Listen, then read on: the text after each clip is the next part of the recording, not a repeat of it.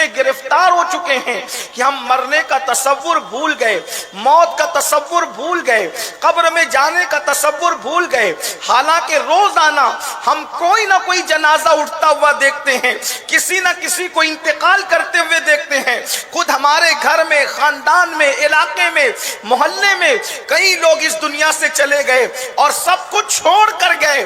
کس قدر بے وفا ہے یہ دنیا، کس قدر یہ غدار ہے دنیا، کس قدر ناپائیدار ہے دنیا، کہ جب انسان دنیا سے مرتا ہے ایک ہی لمحے کے اندر نہ اس کا مال اس کا ہے، اللہ اکبر، نہ مکان اس کا ہے، نہ دکان اس کی ہے، جس کے لیے رات دن محنت کی انسان نے، وہ سب کچھ انسان کو چھوڑ کر کے اسی وقت جانا پڑتا ہے۔ کتنے افسوس کی اور حیرت کی بات ہے، جو چھوڑ کر کے جانا ہے انسان اس کے لیے رات و دن محنت کر رہا ہے، جو چھوڑ کر کے جانا ہے اس کے لیے رات و دن کوششیں اور کاوشیں کر رہا ہے، اور جو ساتھ میں لے کر جانا ہے اس کے لیے کوئی محنت نہیں ہے۔ بلکہ عملی طور پر کچھ لوگوں کو دیکھ کر یہ احساس ہوتا ہے شاید ان کو قیامت پر یقین نہ رہا، شاید ان کو مرنے پر یقین نہ رہا، شاید ان کو قبر میں جانے پر یقین نہ رہا۔ کس قدر غفلت ہے، غفلت ہی غفلت ہے۔ ایک انسان دوستوں کے لیے وقت نکالتا ہے، ایک انسان یاروں کے لیے وقت نکالتا ہے، ایک انسان کاروبار کے لیے وقت نکالتا ہے، ایک انسان دکان و مکان کے لیے وقت نکالتا ہے، شادی بیاہ کے لیے وقت نکالتا ہے۔ اگر انسان کے پاس وقت نہیں ہے تو اللہ کی عبادت کے لیے وقت نہیں ہے۔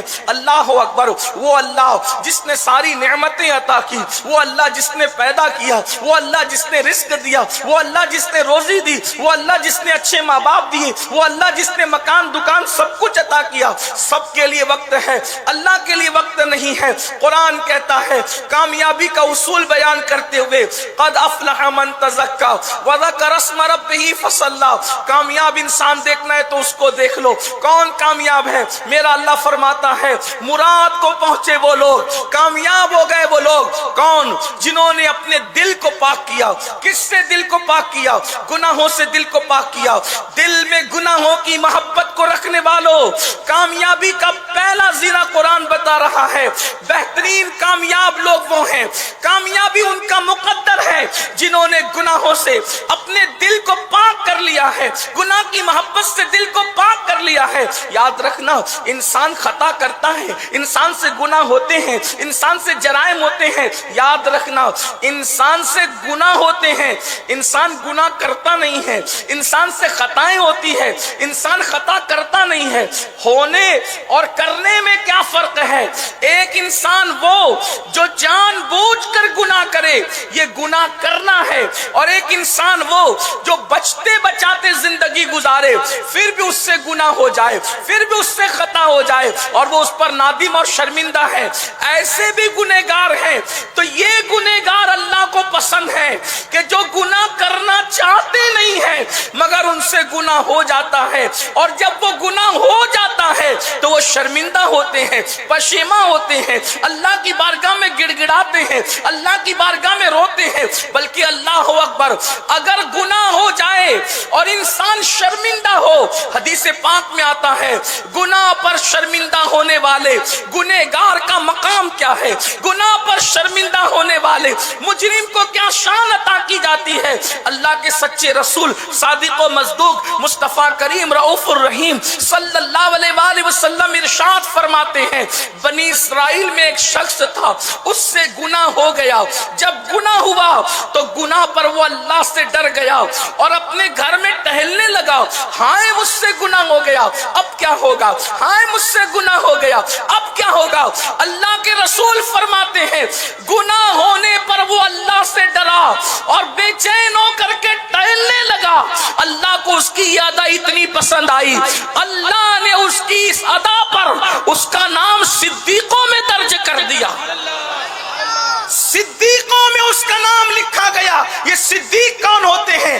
انبیاء کے بعد سب سے بڑا درجہ اگر اللہ کے بندوں میں کسی کے پاس ہے تو وہ درجہ صدیقیت ہے۔ گناہ ہو گیا اور اللہ کے ڈر سے وہ بے چین ہوا تو اللہ نے اس بے چینی کے صدقے اس کو مقام صدیقیت عطا فرمایا۔ فرما دیا. لیکن آج ہماری کیفیت یہ ہے گناہ ہوتا نہیں ہے بلکہ ہم گناہ کرتے ہیں. کتنے بے باک ہے, نت نئے انداز سے گناہ, الگ الگ طور پر گناہ, فیشن کے نام پر گناہ, کاروبار کے نام پر گناہ, کرکٹ کے نام پر گناہ, کتنے گناہ کرتے ہیں. قرآن کہتا ہے مراد کو پہنچنے والے وہ لوگ ہیں, کامیاب وہ لوگ ہیں, قد افلح من تزکا, جنہوں نے اپنے دل کو گناہوں سے پاک کر لیا. دل ٹٹول کر دیکھو گناہ کی محبت ہے کہ نہیں. اپنے دل کو ٹٹولو اور اپنے دل سے پوچھو. آپ کہیں گے کس کے دل میں گناہ کی محبت ہو سکتی ہے؟ ہم کہتے ہیں رونا تو یہی ہے.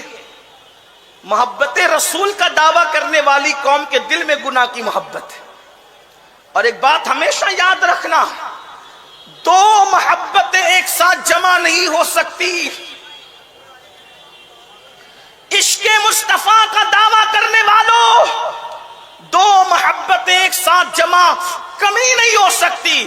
جس کے دل میں عشق مصطفیٰ ہوگا اس کے دل میں کبھی گناہ کی محبت نہیں ہوگی, اور جس کے دل میں گناہ کی محبت ہوگی اس کے دل میں عشق مصطفیٰ کبھی نہیں ہو سکتا.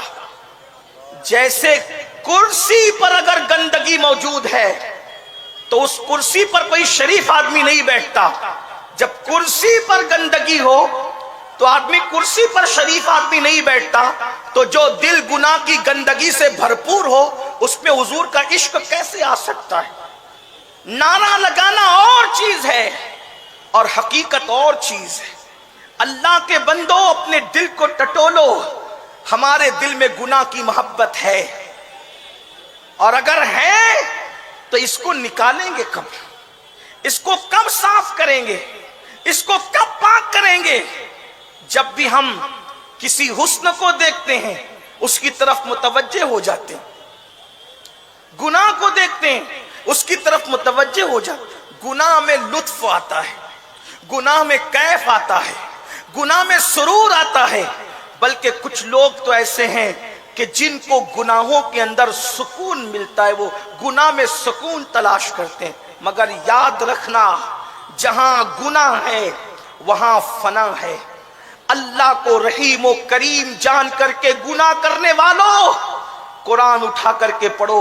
یہ دھوکہ ہے, یہ دھوکہ ہے جو اللہ کو رحیم و کریم جان کر گناہ کرتے ہیں. اللہ یقیناً رحیم بھی ہے اور کریم بھی ہے, مگر نیکیاں کر کے اس کو رحیم و کریم جان کر کے یہ تمنا کی جائے کہ اپنے کرم سے ہماری نیکی کو قبول کر لے. مسلم شریف اٹھا کر کے دیکھیں, ہم گناہ کر کے بھی استغفار نہیں کرتے, توبہ نہیں کرتے.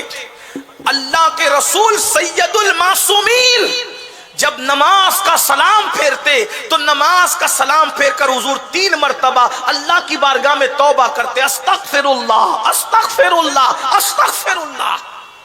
کبھی غور کیا جس کے قریب سے کبھی گناہ گزر بھی نہ سکا, خطائیں جس کی چوکھٹ سے کبھی گزر بھی نہ سکے, جو صرف معصوم نہیں بلکہ سید المعصومین ہو, وہ نماز افضل العبادات کو ادا کرنے کے بعد تعلیم امت کے لیے 3 مرتبہ اللہ کی بارگاہ میں توبہ کر لیں تاکہ امت کو بتائیں کہ اللہ کی نماز پڑھنے والوں یہ نماز کے بعد توبہ کیسی. گناہ کے بعد توبہ کرنا سمجھ میں آتا ہے لیکن نماز کے بعد توبہ کیسی؟ تو گویا کہ ذہن دیا جا رہا ہے نماز پوری کر کے اس لیے توبہ کروائی جا رہی ہے. مولا میں تیری عبادت کا وہ حق ادا نہ کر سکا جیسا کہ عبادت کرنے کا حق ہے. حضور تو جان عبادت ہے, حضور کے لیے نہیں کہی جا رہی یہ بات, ہمیں تعلیم دی جا رہی ہے. حضور نماز کے بعد استغفر اللہ پڑھ رہے ہیں جو ساری عبادتوں میں افضل ترین عبادت ہے, اس کے بعد حضور استغفر اللہ 3 مرتبہ پڑھ رہے ہیں. کبھی گناہ کے بعد بھی ہم نے استغفر اللہ پڑھا ہے؟ کبھی حرام کام کے بعد بھی ہم نے توبہ کی ہے؟ ہمارے دلوں میں گناہ کی یہ محبت ہے, اور جب تک گناہ کی محبت رہے گی اللہ کو رحیم و کریم جان کر اگر کوئی گناہ کرے کہ اللہ معاف کرے گا تو اس کو پتہ ہونا چاہیے. قرآن پڑھو, قرآن اللہ کی کتاب پڑھو, اللہ رب العزت نے انبیاء کی اولاد کو، عام انسان نہیں، انبیاء کی اولاد کو، انبیاء جب انہوں نے گناہ کیے، جرائم کیے، پاپ کیے، تو اللہ نے اولاد پیغمبر میں سے کسی کو سور بنا دیا، کسی کو بندر بنا دیا۔ میں اپنے نوجوانوں کی توجہ چاہتا ہوں، میں قرآن کا حوالہ دے رہا ہوں، آپ قرآن اٹھا کر پڑھیں۔ یہ قوم لوط کون ہے؟ قوم لوط کون ہے؟ قوم عاد کون ہے؟ قوم سمود کون ہے؟ یہ کون ہے قوم؟ یہ سب بنی اسرائیل ہے۔ اور بنی اسرائیل کا مطلب کیا ہے؟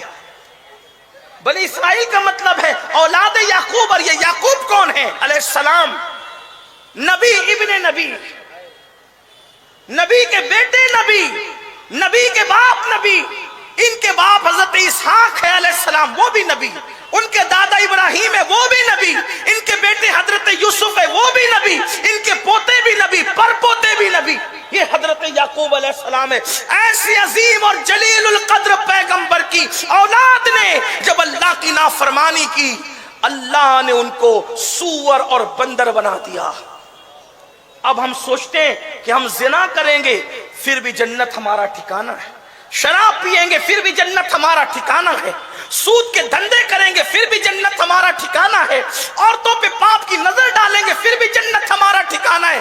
اللہ کے بندو، اللہ کی شان غیرت کا اندازہ کرو۔ ایک پہاڑ ابھی بھی دنیا میں موجود ہے، اس پر ایک عورت پتھر کی بنی ہوئی ہے، لوگ جاتے ہی عبرت کے لیے دیکھتے ہیں۔ وہ عورت کون ہے آپ کو پتا ہے؟ جا کر کے تاریخ پڑھو۔ اللہ اکبر، خواتین موجود ہے تو ان کی بھی توجہ چاہتا ہوں۔ اللہ اکبر، وہ لوط علیہ السلام کی بیوی ہے، وہ پاپی نہ تھی لیکن پاپیوں کی ہم نوا بن گئی۔ جو پتھر پاپیوں پہ پڑے، اللہ نے وہی پتھر نبی کی بیوی پہ ڈال کر اس کو بھی پتھر بنا دیا۔ آج بھی وہ پتھر کی شکل میں پہاڑ پر کھڑی ہوئی لوگوں کو دعوت عبرت دے رہی ہے کہ خدا کا رحیم و کریم ہونا کہیں تمہیں دھوکے میں نہ ڈال دے۔ وہ رحیم بھی بے مثال ہے، وہ غیور بھی بے مثال ہے۔ اگر وہ غیرت کرنے پر آئے تو پھر نبی کے بیٹے کو بھی سزا دیتا ہے، نبی کی بیوی کو بھی سزا دیتا ہے۔ بھول گئے